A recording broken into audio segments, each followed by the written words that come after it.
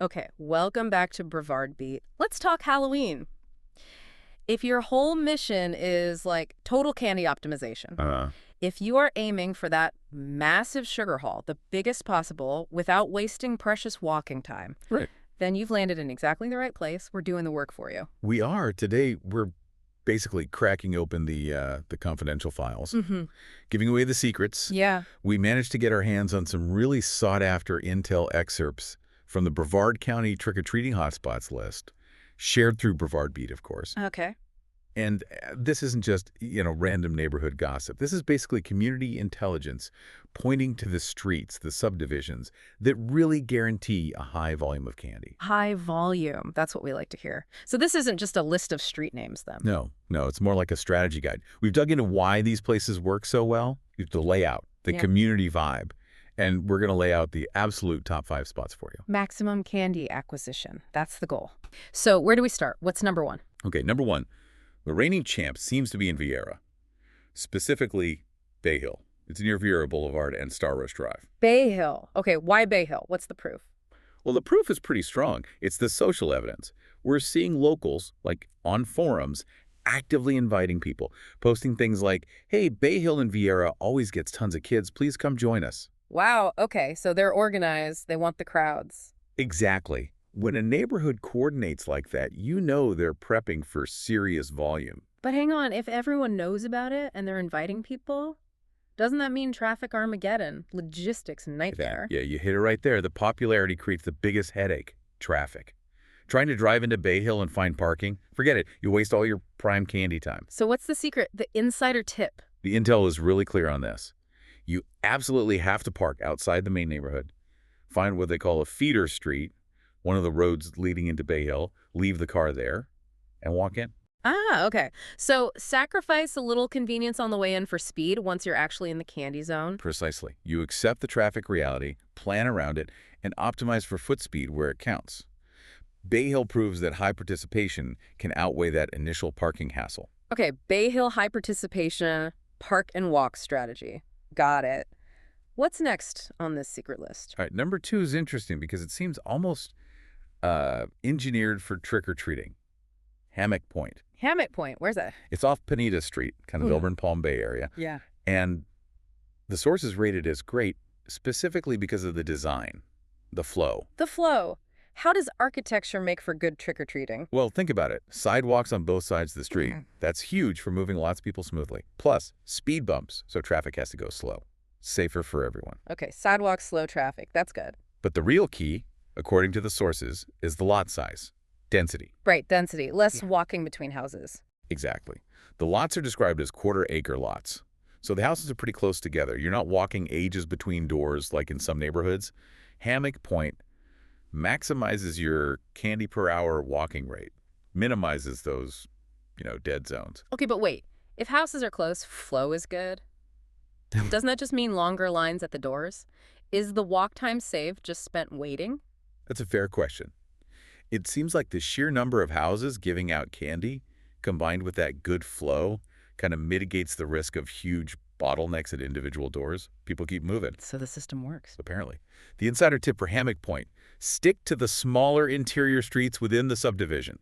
That's where you'll find the best, most consistent flow. Avoid the main drag, maybe. Interesting. Engineered efficiency. Okay, so we've got high participation, Bay Hill, engineered Hammock Point. What's number 3? Sounds like it's different again. It is. Number 3 is less about a whole subdivision and more about one specific street event. Sherwood Avenue. Sherwood Avenue, Satellite Beach. Right. That's the one. This is described more like a giant block party. It's specifically noted as a cul-de-sac event style.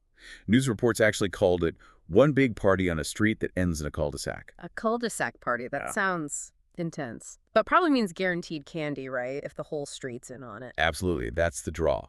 You're looking at potentially 100% participation on that street. Huge candy potential. Okay, the downside has got to be the crowd, though, if it's famous for being a party. Oh, definitely. It gets super, super busy.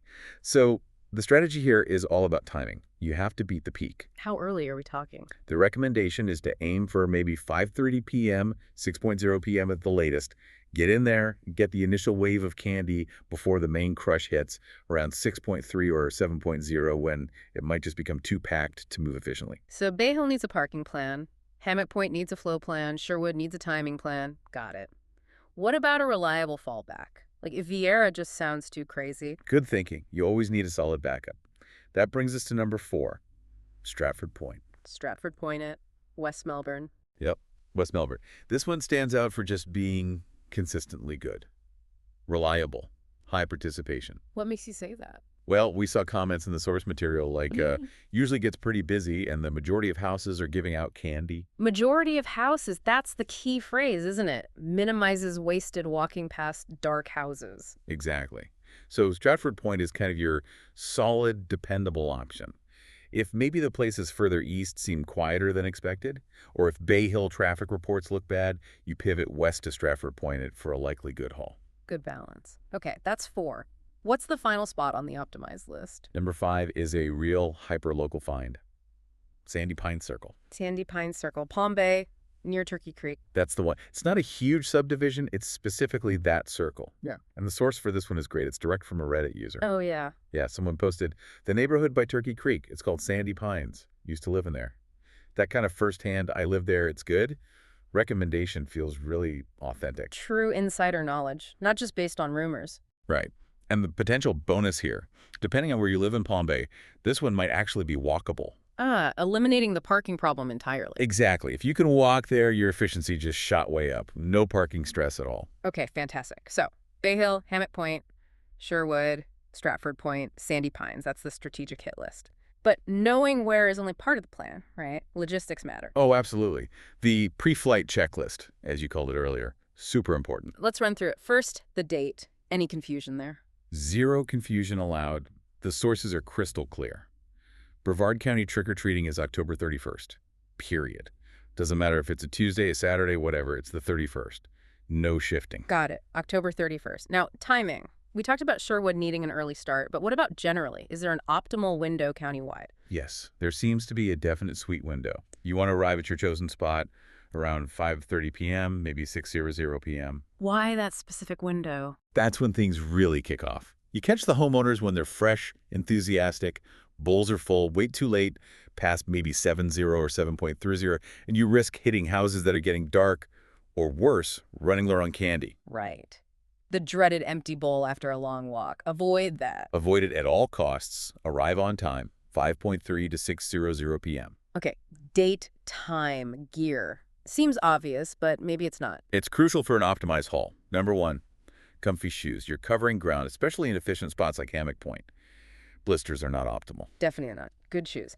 And the bag. The bag, yes. You know how vital proper carries is. This is not the night for that flimsy plastic pumpkin bucket or a thin pillowcase that might rip. No way. You need capacity. Durability? Think reinforced handles, maybe a sturdy canvas bag, something deep.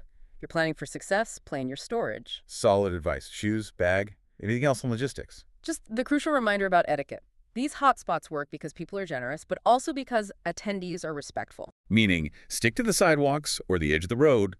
Don't cut across lawns unless clearly invited. Definitely don't block driveways.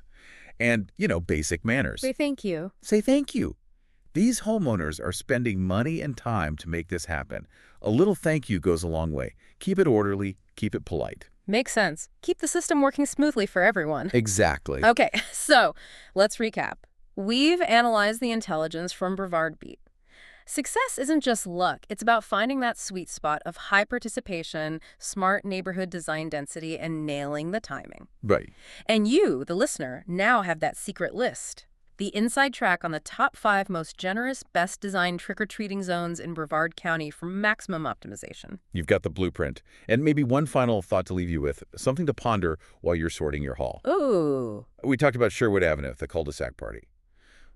Why do you think cul-de-sacs, specifically, pop up so often as these community hubs for holidays?